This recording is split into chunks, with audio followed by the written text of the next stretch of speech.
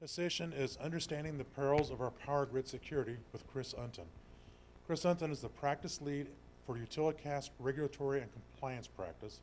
Utilicast is a network of 70 consultants providing professional services and industry expertise to electric and gas utilities. Chris provides consulting services to electric industry participants on the design and implementation of effective cybersecurity controls to meet operational and compliance needs. Prior to consulting, Chris held a variety of IT positions with MISO, a regional transmission operator based in Carmel, Indiana, as well as First Energy, a vertically integrated utility headquartered in Akron, Ohio. Chris holds an MBA from Indiana University, as well as a BS in Computer Science from Rose-Hulman Institute of Technology. Today, he'll present a talk titled Understanding the Perils of Our Power Grid Security.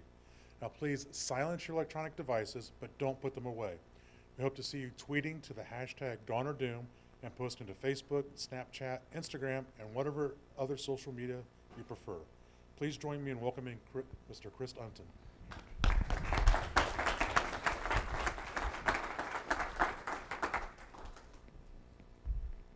Thank you, everyone. I also want to introduce my son, Mason Unton.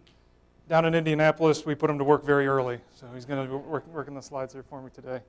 So I appreciate all of you taking the time to come out today. I know that I'm standing right between you and lunch. That is a bit of an uncomfortable position to be in. Maybe not quite as uncomfortable as Ryan Lochte in the streets of Rio at 4 o'clock in the morning. But if you're not going to laugh at that one, it's going to be a long hour, guys. But with that, we'll get started. I do want to make this an interactive presentation, so don't feel that you need to hold all your questions to the end. If you have questions or a comment, just raise your hand. We've got a small enough room here that we should be able to hear you. I can repeat the question if need be. So as they mentioned, I make my living helping power companies stay secure and compliant with regulations. I want to show you a little bit about what the other side of the coin does, what the hackers do to our power grid. Flip the slide, Mace. You may have heard of this, may not have. Back in late 2015, Ukraine actually was attacked, and this was the first successful cyber attack that took power offline. And about 220,000 people were knocked out of power. How did the attackers do it? It was as simple as a spear phishing attack. Spear phishing is just social engineering, which is using connections that you know about to attack a particular individual or a particular company to gain information or gain credentials. What these particular attackers did was send a file which appeared to be from a supplier to the Obligenergos, which was the power distribution companies in the Ukraine. And they sent a file that appeared to be from one of their suppliers. And I don't speak Ukrainian, but what I've been told through the translation is that they said, look, you can go ahead and open this file. It was created in a newer version of Microsoft Office than you have. The power company employees clicked on that link, and all of a sudden they had the Black Energy malware installed on their machines. From there, the attackers were able to escalate their credentials, get into the control network, and physically control the computer systems that controlled the power grid in Ukraine, move the mouse across the screen. The operators saw their mouse moving across the screen even though they weren't touching it. And those attackers opened up breakers and flipped switches that took the power out to about 220,000 people.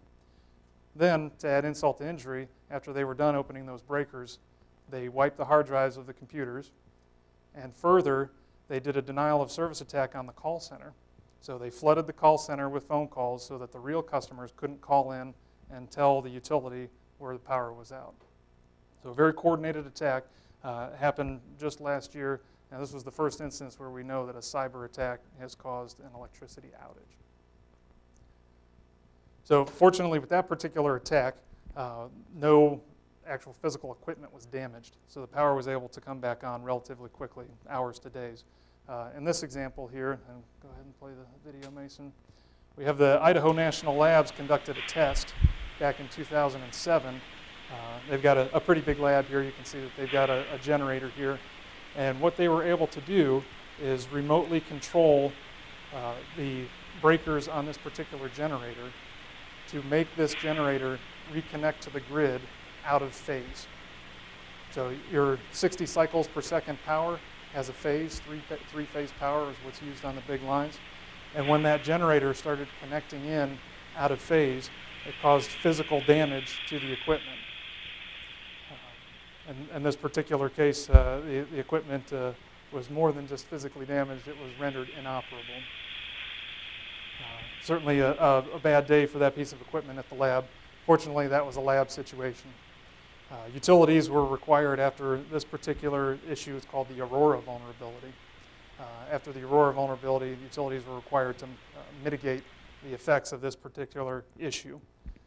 But this is an example of how a cyber attack can actually cause physical damage to the power grid.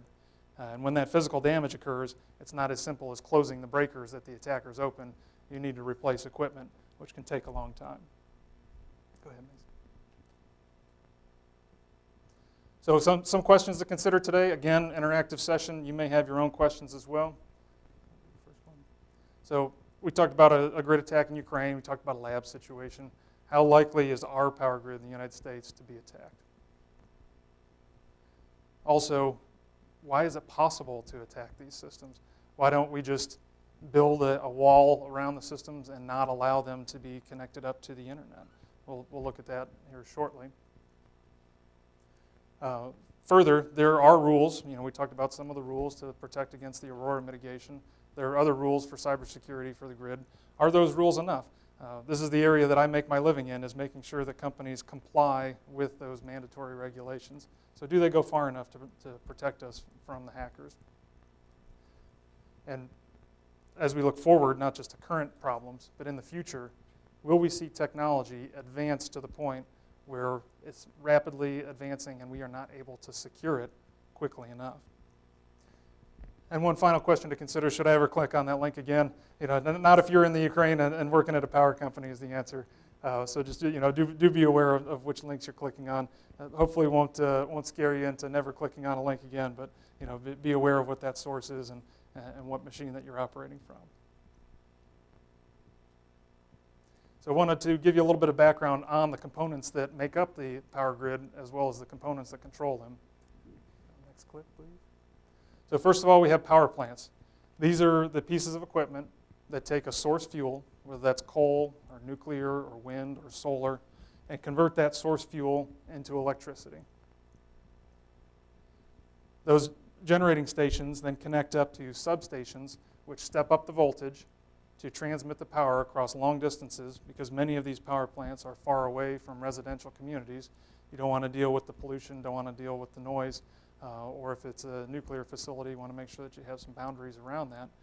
So you step up that voltage through a substation and then transmit across those very high voltage lines that you see on the highway, the big towers, and get to a substation on the other end, which then steps down the voltage into something that you can use in your home and local businesses. The final component of the bulk electric system, or the power grid, is a control center. And the control center is where the operators sit and send signals to the substations to operate switching or open up breakers, which send signals to the generating plants to say, generate 500 megawatts, generate 501 megawatts. And all those folks can then control and monitor the grid from that control center. So how do these components work together? How do they communicate? So from the control center, you have a connection to the generating plant that says time to ramp up. It's the morning load. People are turning on their lights. They're running their electric heater, running their air conditioner, whatever it happens to be, based on the time of year. Tells that generating plant to ramp up. That control center is also monitoring from the substations to make sure that power is flowing appropriately, that you don't have any lines that are overloaded, and that goes all the way down into your load center. The thing to note about this slide is that there's many different paths of communication to get that data from the control center out to the field equipment and back. Some of those pieces of equipment are actually not owned by the utility. They're owned by the public telephone networks. So you have signals going across AT&T lines or Verizon lines, and the real interconnectedness of critical infrastructure comes to play here, where you can see that an issue with Verizon or AT&T could affect the situational awareness of a utility if they are not able to get data back. So you may have, if you're in this space, you may have heard the term SCADA. SCADA just stands for Supervisory Control and Data Acquisition. It's just the way that the computers at the control center end up talking through those lines out into the field equipment, In this case, that happens to be at the substation with a remote terminal unit or programmable logic controller. Again, that communication can go over just an analog circuit that's owned by the telephone company. Many utilities have their own private radio networks or have private fiber that runs along the poles for the utility as well. Between the control center and the substations, a lot of this communication is non-routable. This is some old technology. It's serial. That means it's just point to point. That means it's very difficult to hack into the substations on this end of the spectrum because you can't get to them except if you go through the control center. ICS just stands for Industrial Control System, another term that's generally used for the systems that monitor and manage critical infrastructure. Within a generating plant, you actually have even more sophistication to control the valves, to control the actuators, control temperature sensors, and that information is actually routable, just based on the nature of the technology. So it is possible in most cases, if these systems are connected up to a network, to remotely access these systems, not just from the head end, but from anywhere else on the network that is connected to it. So why do we connect these systems in the first place? Why don't we just air gap it? So air gap is a term where your particular network that you're trying to protect is physically separated from the internet, meaning that you have no network connectivity between that particular system and the internet. Well, there are some very creative researchers or attackers that were able to circumvent that particular protection, and it was a solution called Stuxnet. Stuxnet was developed in the 2005 to 2007 timeframe, and what the attackers, who have not been officially named, but many claim that the Stuxnet was developed by the US and the Israeli government, but that has not been officially attributed. What those folks did is said, hey, the Iranians have centrifuges in a uranium processing facility. We would like to attack that air gap network and make those centrifuges not work so that the Iranians can't enrich uranium. So what they did is they put their malware, Stuxnet, on a flash drive and were able to get that onto the suppliers, the contractors who worked for the Iranian government, contractors from Germany and other countries, and they were able to get that malware onto those laptops. Then when that laptop had the malware, when they wanted to do maintenance on the systems, the industrial control systems that control those centrifuges, they take that data from their laptop, put it on a flash drive, take it across the air gap network. Now all of a sudden, the Iranian centrifuges started spinning faster than they were supposed to and malfunctioning and failing. So an air gap network is not a end-all be-all solution. It can be defeated, as President Ahmadinejad found out firsthand. But there are very valid reasons to do these connections anyway. It's actually better for reliability because utilities can talk with each other through these communication links and find out what's going on a neighbor's system. So if a neighbor's system has a little bit lower voltage, they may need to step up their voltage on their system to bring the system back into balance overall. So it's having that very wide-reaching view of what's coming at you. Would you rather see that fastball coming in from 60 feet away, or would you rather see that fastball coming in from 2 feet away? Much easier to hit that fastball if it's coming in from 60 feet away instead of from 2 feet away. That requires connectivity to get the data between the utilities. It's also from a monetary perspective, figuring out which utilities have bought power versus sold power. Power on the lines flows. Power is going to take the path of least resistance, and you have to figure out afterwards where that power actually went. So companies are very interested in making sure that they have that accounting correct. Further, we're in a situation where people who administer these systems have very specialized skills, and there just aren't all that many of them.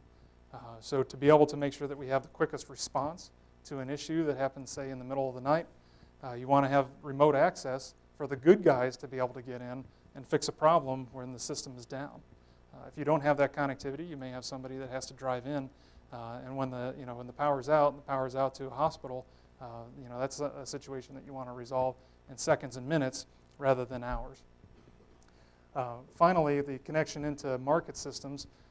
MISO is the market operator here in the Midwest. The MISO market system has saved utilities $12 billion over the past 10 years just in operation. What those market systems allow companies to do is buy and sell power the same way that you would buy and sell stocks on the New York Stock Exchange. What that provides is access to renewable resources, access to low-cost electricity that a utility would have to perhaps turn on a generating peaker plant, and instead of turning on that generating peaker, they may be able to purchase through the market that little bit of extra power that they need, which would be more cost-effective and better for the environment. And all of that depends on data. So we talked about the bad guys a little bit. Who are the good guys in this particular scenario? So we've got a variety of government resources. We're from the government and we're here to help that do actually provide some help in the space. One is the Department of Energy. So the YouTube video from the Idaho National Lab. Idaho National Lab is a division of the Department of Energy. Department of Energy does risk management activities. They look at what could go wrong and provide that information to the bulk electric system participants. They also provide some incident response help. So when things do go bad, Department of Energy can step in and provide some resourcing. Another group I wanted to call your awareness to is the ICS CERT. This is the Industrial Control Systems Cyber Emergency Response Team. This is a division of the Department of Homeland Security. So Homeland Security is responsible for defending the nation from anything to protect everything. Very, very wide-reaching goal that was established after September 11th. One of the divisions of the Department of Homeland Security focuses in specifically on the energy sector and critical infrastructure and the cyber threats to that critical infrastructure. Some of the things that they help with is the information sharing, so that if there is information about a virus, there is information about a Stuxnet, or if there is information about black energy attacking Ukraine, that we get that information out to the people that need it. This group also helps out with connections to the FBI, connections to local law enforcement, so when you do see an issue, that we have a way to get that escalated into the arena where the police can get involved if need be. The area where I really want to focus your attention is on NERC. This is the North American Electric Reliability Corporation. So NERC is the group that sets the standards for what utilities have to comply with. This is from both an operations and a planning perspective, as well as a cybersecurity perspective. And this protections in the cybersecurity space are called the critical infrastructure protections. If you can go to the next slide. So how did Newark SIP come about? Well, these standards are mandatory standards, and companies can actually get fined up to $1 million per day per violation for not meeting the particular standards. Here's a graph from 2016, the first 2 quarters. Anywhere where you see a CIP, that's a cybersecurity violation that occurred. And you can see across all of NERC, very many of those violations are critical infrastructure protection violations. So this may be a little bit scary. We've got 20 to 25 violations just in a particular requirement in a particular quarter. That can be an area that a hacker could exploit. On the good news side, companies actually spend far more with the carrot than the stick on their compliance programs. You don't usually see those fines up to $1 million per day. You see the companies spending actually quite a bit more money trying to secure their systems. Next one, please. So why did NERC get this authority? They weren't just appointed that particular authority. Back in 2003, there was a blackout. August 14th was a very hot day in the Northeast. Some lines started sagging. Those lines ended up contacting trees. The control center, we saw the picture of a control center before, had no visibility into that particular situation because their tools were down. And the operators did not receive enough training, were not well versed in how to respond to that particular situation. We had a cascading blackout that went from Ohio all the way to the eastern seaboard. And here's a satellite image from the night. And as you can see, normally there would be a few more lights on in the Northeast at nighttime. affected 50 million people, took power out for up to 2 days. People lost wages, food spoilage, all sorts of economic loss, somewhere between the range of $7 and $14 billion. Now, this particular blackout was not the result of a cybersecurity attack, but certainly in the Energy Policy Act of 2005, which gave NERC that teeth to be able to mandatorily fine companies for noncompliance, they mentioned directly in there that cybersecurity is an attack vector because tools did play a component in this particular outage. So what protections do we actually have in place? What safeguards do we have for the system? There are actually quite a few. There's safeguards in terms of what assets, what cyber systems you need to include in your protections. We have management controls, which means that the executives of the company have to be focused on cybersecurity as a mandatory compliance item. We have to make sure that access is only granted to those individuals who need that particular access. You have to set up electronic security perimeters around your critical cyber systems to make sure that only traffic that needs to go to those systems in and out is allowed in and out. There's also a physical security component. So establishing physical security perimeters and making sure that only people that have a badge can get into the most critical areas. Sometimes that's even with a two-factor authentication, so you need a badge and a PIN code or something like that to get in. We also have system security requirements, things like mandated antivirus, mandated patch management programs, mandated logging so that we know when someone does access one of these systems. Incident response is another component. So things do go bad. We found in Ukraine that the attackers were actually in that system for about 6 months before they perpetuated their attack. So being able to find these attackers before they're able to launch their attack, sometimes you do have time to find that out. But sometimes bad things happen anyway, and what we need to do is make sure that we can recover the system as quickly as possible. That's where incident response comes in, as well as recovery plans. There are also protections that you have to do in terms of making sure you know what your configurations of your cyber systems actually are and that any changes are approved and are validated. So quite an extensive list of protections. How did we get to these level of protections? So the current level of protections that we're on are SIP version 5, version 6, are about equivalent at this point. And from the time that those standards were drafted until they just went into effect here in July of this year, it was over 4 years that it took to get there. So hopefully the hackers will just allow us to get our standards developed next time before they develop new attacks that try to breach us. Probably not. Right? But when you're talking about mandatory compliance, you want to make sure that you're not incenting the wrong behavior, that you're not actually weakening the system by setting up rules that have holes within the rules themselves. So it's something that's a very delicate balance. So again, are the hackers going to wait for us? This is from the National Institute of Standards and Technology. They run a national vulnerability database. You may have heard the term CVE, Common Vulnerabilities and Exploits. And this lists out year over year how many new vulnerabilities are identified in software. And 2016 is not out yet. That's why the bar looks a little bit lower here so far. But you're talking about the order of thousands of new vulnerabilities that occur in software systems every single year. So how do we approach this?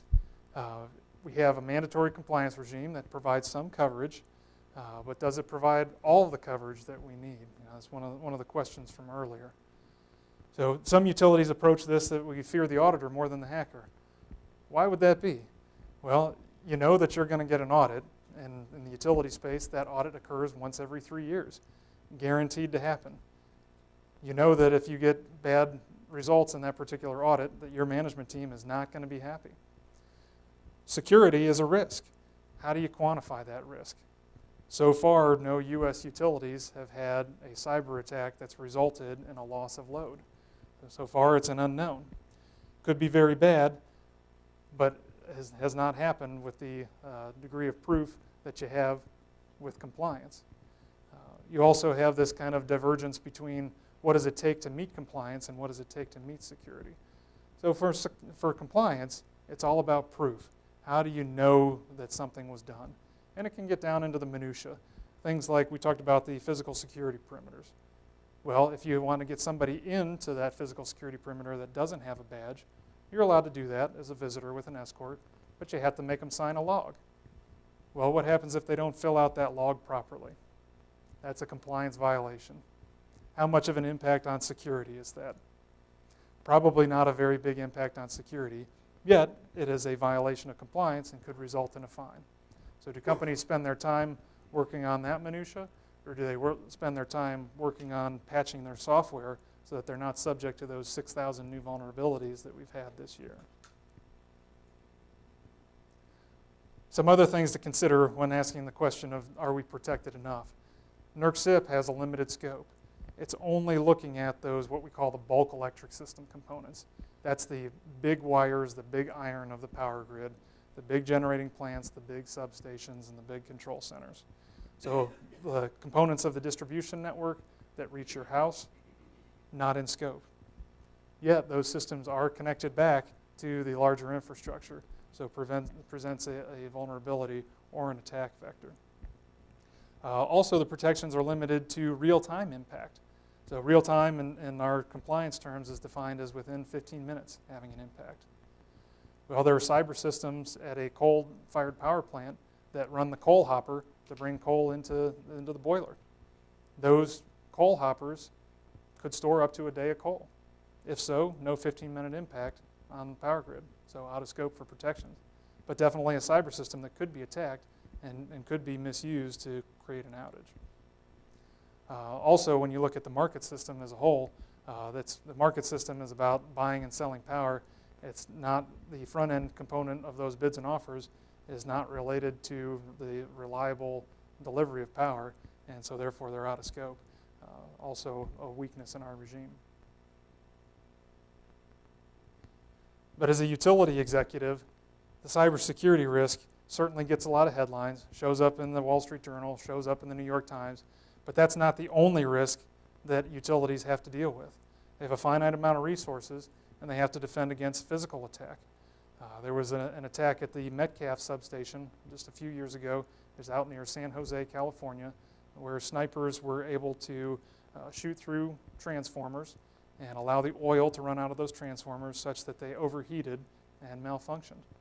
At the same time, they cut the communication wires so that the security vendor that was monitoring the cameras couldn't see what was going on. The utility couldn't see what was going on either.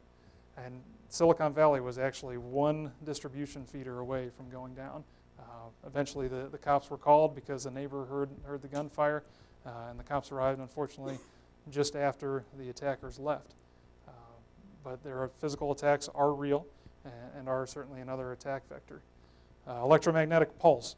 What is this? So this is something that could be caused from a human-initiated event, or it could be from something like a solar flare that causes an impact to our electronic devices, basically shorts out those electronic devices. So as long as you have that Ford Mustang from 1960, you'll be able to drive around just fine. But anything after that, you're going to be in a little bit of trouble if you have a computer-controlled ignition on your car. That would certainly cause a very big impact on the power grid when we've seen all of the electronic components that it takes to both monitor and control the grid. You also have human error. People do the wrong thing. They open up the wrong breaker. They hear the wrong thing on the phone. They thought they were supposed to open up breaker A. They opened up breaker B, and boom, bad things happen. Tornadoes, floods, hurricanes, all impact this critical infrastructure. And a lot of this infrastructure is aging. So you'll have some brand new equipment that's sitting in a substation right next to equipment that is electromechanical that's from 50 or 60 years ago, right next to it. That stuff just doesn't last forever. And where should utilities spend their money? So I did go to business school, and they taught me in business school that everything can be reduced into a 2x2 matrix. So here's our 2x2 matrix in this particular case. We have a risk matrix, and you have likelihood to the right and impact going up. And I'll leave it to your own exercise to determine where each of these items would score on that risk matrix. But for a lot of these, we're talking about extremely high impact, but extremely low likelihood events, the black swans. And it is a little bit simplified here, but this is a challenge that utility executives face on a daily and a yearly basis when they're doing their annual plans of where they're going to allocate money. where's the biggest risk, based on likelihood and impact, where is our utility going to be hit? And these companies don't have unlimited amounts of money. Just in the cybersecurity space alone, this was from back in 2013, the spend was expected to reach $3 billion on utility cybersecurity. And that spending is only a component of the overall regulatory spend that utilities have to lay out. That spend doesn't make your power get to your home any faster, any cheaper, any better. It all reduces the risk and making sure that your power will show up and not be in a blackout situation. So if you look at a map of the United States, this is from the Energy Information Administration, you can see that the areas where we do have the highest amount of regulation are also the areas where we have the highest cost of power. You look at California as a state that is highly regulated. You look at Indiana, we enjoy some of the lowest rates for electricity in the country. And that brings jobs, that brings manufacturing, that brings economic development. And so when you're factoring in the risks and the benefits, that's certainly a real factor that you have to consider, is that you can't just spend unlimited amounts of money to protect against every scenario, because power would be so expensive that nobody would want it. Next one, please. So you see these headlines, you hear it in the news about Yahoo getting attacked, about Target getting attacked. Who is likely to attack utilities? This is something that's a little bit different from some of those retail-facing industries where they're concerned primarily about privacy. In the utility space, we're concerned primarily about availability. When you look at cybersecurity, the three tenets of confidentiality, integrity, and availability, really we're looking at that availability factor. So this is one of the fortunate things for the utility industry, is that there are a limited number of people who would have an incentive to attack the grid. If you're a local hacker that's sitting on perhaps West Lafayette campus somewhere, if you attack the power grid, your power goes out too, and that's kind of a problem for you. Nation states don't have that same constraint. Anarchists, or people that just want to see all government go away, don't have that same constraint. Sometimes disgruntled employees. If you have an administrator who has godlike rights or root access to your system, those folks may leave on a disgruntled basis and can provide an attack vector to attack their former employee. And maybe they don't care if the power goes out for a little bit of time. Also, sometimes the most effective attacks are the non-specific ones, where somebody has their laptop at home and they're going out and they want to download that latest version of Pokemon Go into their phone, and unfortunately that Pokemon Go had a virus with it, and it comes back to their corporate computer, and they plug that corporate computer back into the utility network on the next business day, and all of a sudden you've infected the utility network. So certainly an attack vector. Not expecting a whole lot of profit motive here, but we do have some unique attack sources for the grid. So we've looked about what could happen in the near-term future. I want to talk a little bit about what could happen in the farther out future. What do we see as the trends that are occurring? Again, it's connectedness. We've seen the economic value, the reliability value of having that connectedness. That's only going to increase. There's a lot of merger and acquisition activity going on in the utility space because you can gain that economy of scale, because you have a wider number of customers to spread the costs out amongst, because you can make more efficient generation the larger that you're getting.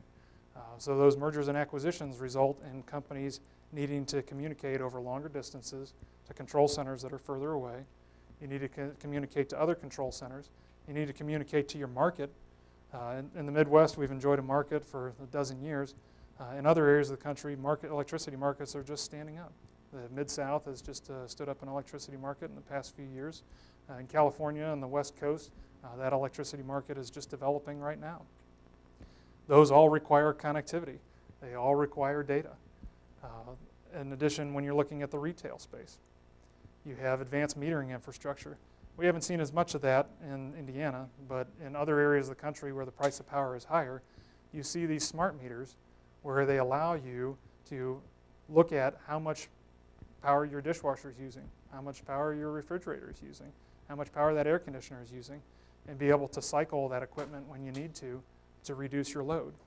Or maybe force your dishwasher to run in the middle of the night instead of the middle of the day when the price of power is lower. Again, those systems to provide that visualization to you, to be able to control it from your smartphone, requires that you need to have connectivity, that you need to have that data.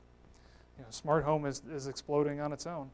You know, right now, from an app on my phone, I can control the garage lights and the front porch lights to my house. They're connected via wireless. Those technologies are only going to increase because we want that connectivity. We want that ability to have the lights on at night and be able to remote control them for security and convenience purposes. There's also distributed energy resources. So this is battery storage. This is electric vehicles. As electric vehicles get more prevalent, you can connect them into the grid. Those are all really big batteries. In a peak load situation, you could use the power from the batteries in a large network of electric vehicles and provide that power to the grid, and then maybe when your car is charging at night at a lower price of power, recharge that vehicle. The cars themselves are also connected and have their own security vulnerabilities, but just the connections into the grid require information, require the computing resources to control that equipment. So what can we do about this? One of the things to think about, you know, the Ukraine hack, no technology on its own can prevent a human from doing something that human shouldn't have done. We really need to increase our security awareness of the folks that operate this equipment and the folks that provide services to the operators of the bulk electric system. So, you know, a quick simple test of this, if you're in an airport, what do you do if there's an unattended bag? You report that unattended bag. You don't just leave it there. Everybody knows that. That's just general awareness that everybody has. What about putting your password on a sticky note or using your dog's name as your password? Oops. We don't have quite that same level of awareness with our cybersecurity that we do with our airport security. And we really just need to ingrain that, because no matter how good technology gets, there's always going to be that human factor. But technology for security is improving as well. You have whitelisting technologies. So only things that are supposed to run on a computer can run, because this software prevents anything that's not in the whitelist from even opening up and executing. So if you get a piece of malware on your computer, no problem. The whitelist software prevents that malware from operating. There are other technologies in that space as well.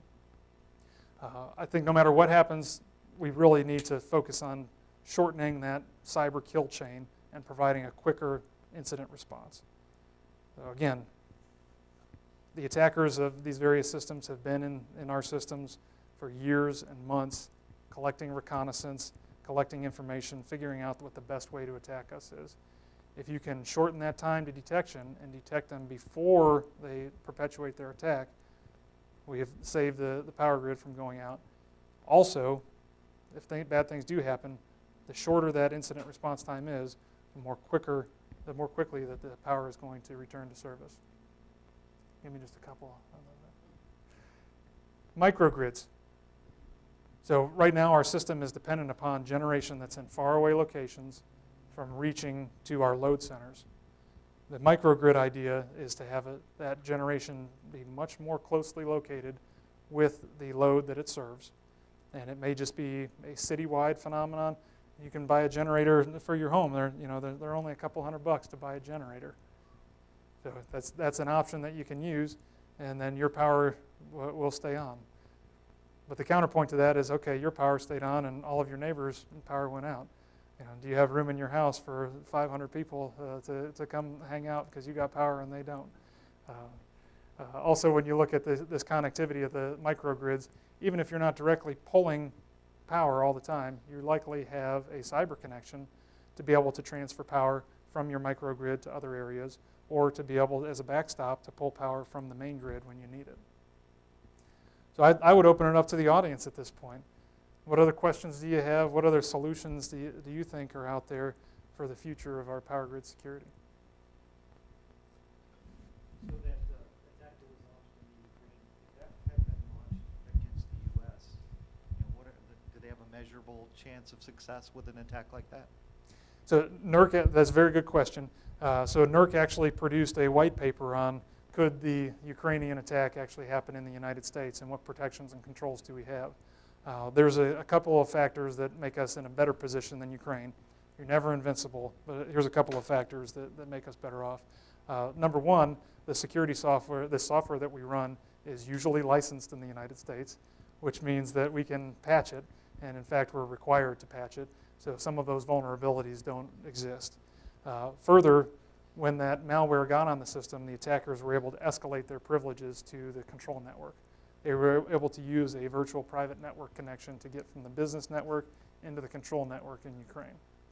In the United States, we have a regulatory standard that says interactive remote access has to have two-factor authentication, which is something that you know, like your password, and something that you have, or something that you are.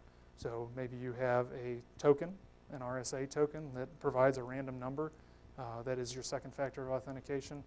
Perhaps it's a biometric scan, scan of your thumb, something like that. And those factors would allow us to make sure that just by stealing a password, an attacker couldn't get into the sensitive network. Hey, we had a question here, and then we'll get to that one shortly.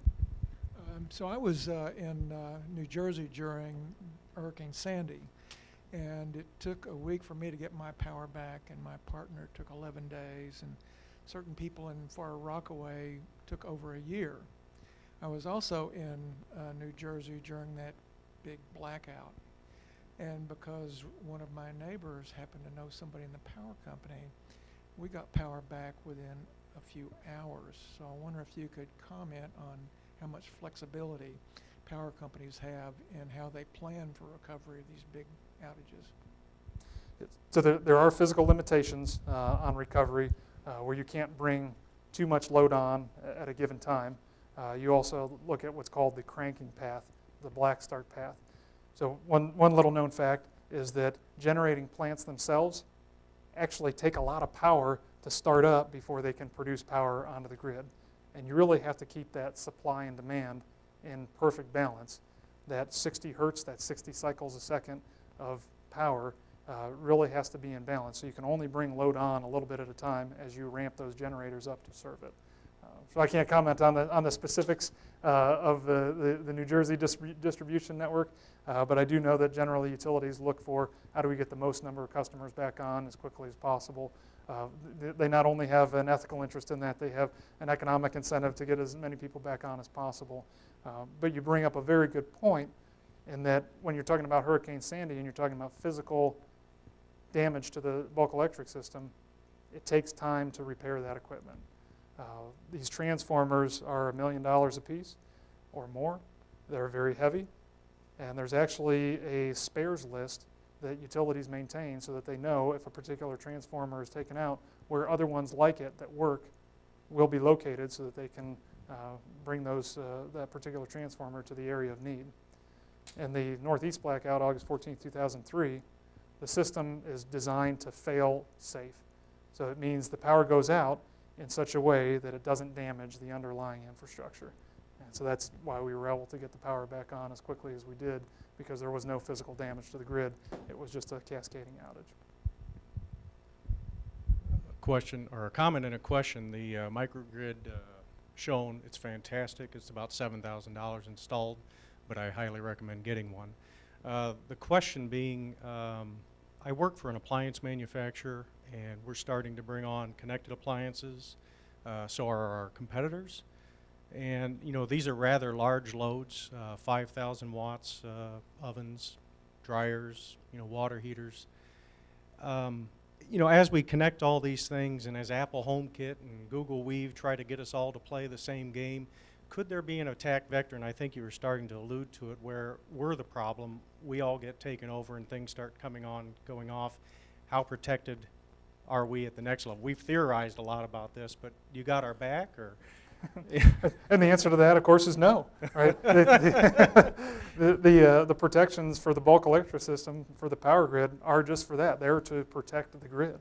The grid doesn't go down just because your oven turns off. And you also look at from not only the protection side, but also from the attack side. So, you know, what happens when your dog goes and poops on your neighbor's grass? And now all of a sudden your neighbor is a little bit upset with you. And now they have an attack vector that say, okay, I didn't like what your dog did to my grass. I'm going to go ahead and turn off your air conditioner in the middle of the night, so when you wake up, you're going to be sweaty. But if it was a coordinated attack where we were used, you know, because we've all come into under the same control, you know, through Apple or through Google, you know, could that damage you if we all started turning on everything on and off? And, you know, is that a concern, or where does that plot in your 2x2, does it even get talked about? I don't know that there's enough installed base of that Not yet. equipment just yet to Yeah. make that a reality, but it certainly is a possibility for the future. And I think that eventually we will see some standards. Every industry has its own cybersecurity standards. When you look at, for instance, the payment card industry has PCI standards. These are your retail companies. When you look at someone like Target, the Target breach that may have affected many of you, my credit card was compromised from that one as well. What was the first thing that the CEO of Target said? They said, we are 100% PCI compliant. Exactly. Right. The CEO was not the CEO for that much longer. But it absolutely is a concern. And I certainly look at you again from that situational awareness, from that cybersecurity awareness perspective. Make sure that you're taking the necessary steps to secure your own equipment. Use a home firewall, make sure you change the passwords, all of those basic cyber hygiene things that you need to do. As a manufacturer, I know that, you know, we take it seriously. I sweat it every night, but, you know, what happens when everything is connected? Found the bad guy. It is a risk, and I think we're only going to see more connectivity, not less. You talked about about $10 billion, I think, that was saved by selling energy back and forth in the last 10 years or so in the post-Enron era, and said you didn't see much of a profit motive for an attack on the grid. But what about Enron? I mean, didn't they I mean, it wasn't a deliberate attack the same way a foreign power would, but they arranged blackouts, and that's a profit motive. So different kind of attack, but what is any consideration given to that? Absolutely. The Enron vector, when you looked at what Enron was doing, for the folks that aren't as familiar with it, Enron was manipulating the price of power in California, and they would take off key generators. An Enron employee would call that power plant operator and say, time to take the power plant offline. Power plant's fine. No, go ahead and take it offline, because Enron had a contract that if the price of power went over a certain amount, that they would receive a monetary compensation based on the contract that they had.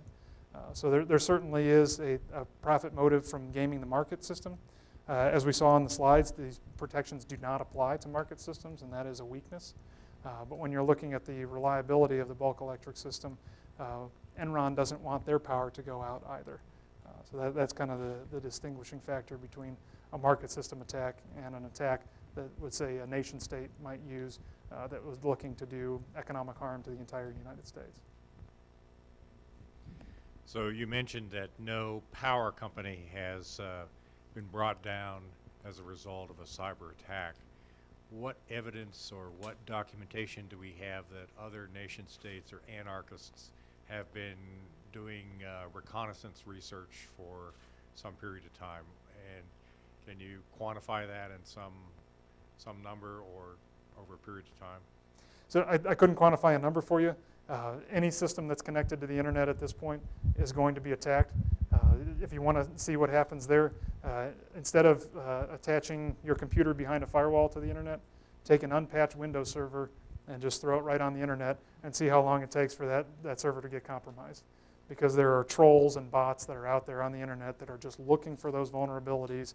Anytime a new IP address pops up, they're looking to attack it with the common vulnerabilities that they know about.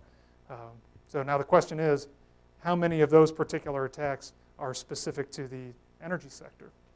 That is much harder to quantify. You know, was somebody's drive-by port scan an event that was specifically targeted to that particular utility? Or were they just scanning a whole block of IP addresses? Really hard to tell. We do know that in the past we have seen one-line diagrams, we've seen SCADA system diagrams show up in enemies of the United States.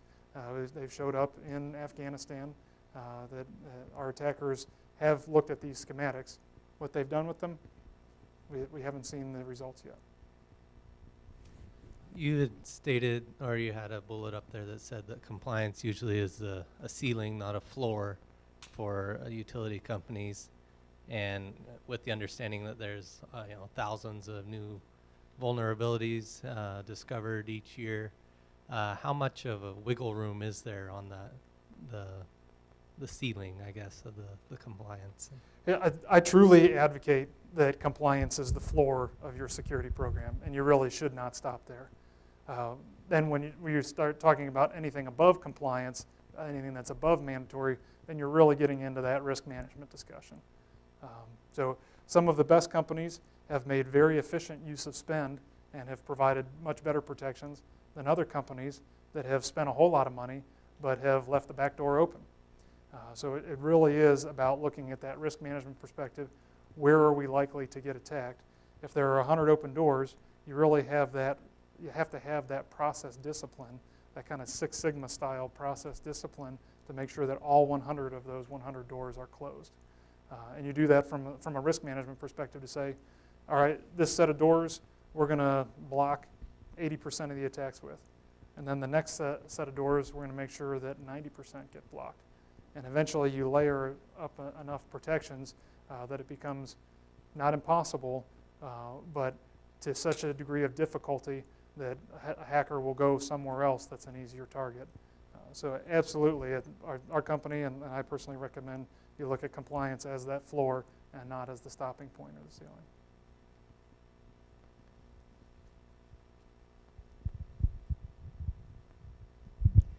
What has been done to protect the system against, say, a large solar flare like the 19th century one that interfered with the telegraph system?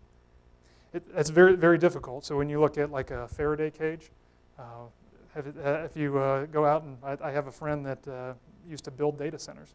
He actually went out to the market and said, can anyone supply me a Faraday cage? What this is a collection of iron lattice structure that will prevent an electromagnetic pulse from reaching the devices inside, thereby making sure that your electronics stay safe and don't short out. He could not find any vendor that would supply him such a Faraday cage.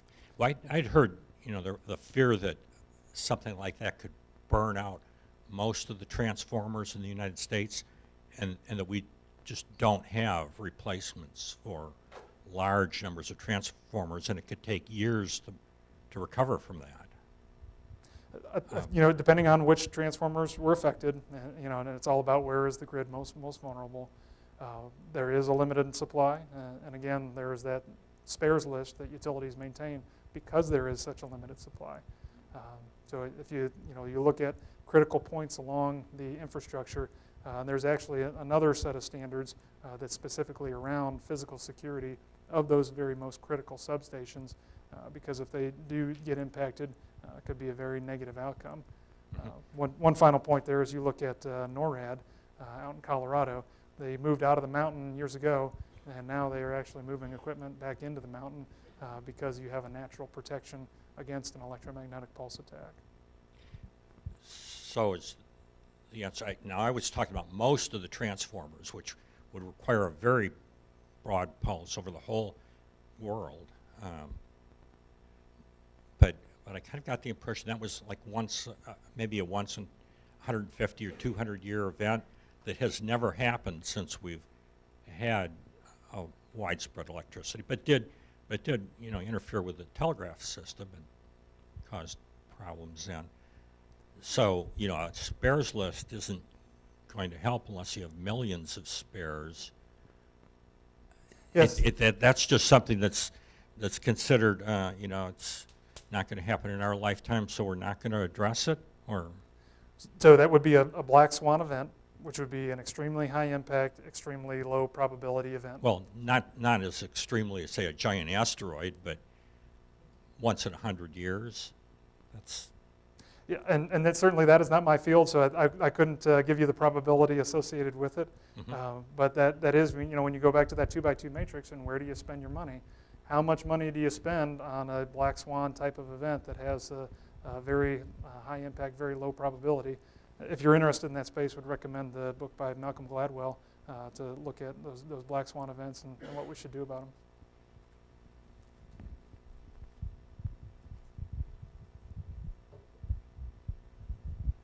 Thank you. Have there been any regulations implemented as to where you can get your hardware from? Because I remember watching a 60 Minutes and they were talking about China has been embedding things they're not quite sure what they're doing, and it's getting implemented into our electrical system. So has there been any thought about where our supplies come from? That is a great question. And so with our current protections, the SIP version 5, SIP version 6, we do not have supply chain security built in as part of it. SIP version 7, the drafting team that's working on that version of the standards, is mandated to look at supply chain security. Because yes, most of our electronic components are actually stamped out in countries that have a lot lower cost of production than we do. And it would be very difficult to detect the firmware bugs or introduced malware at that firmware level in, say, a Cisco router, for instance, or a checkpoint firewall. So how could you prevent against that? That's certainly an aspect that's being debated by the drafting team right now. So definitely on the radar screen, but we don't have the protections in place today. Well, I can just add it. In my industry, there's certain critical equipment where we have to have traceability to manufacturing. That's full adoption. Yes, so there are other industries, and what industry do you work in? Yeah, so there are other industries that may have made advances past the general utility industry. Okay, if there's no more questions, thank you, Chris. Thank you all.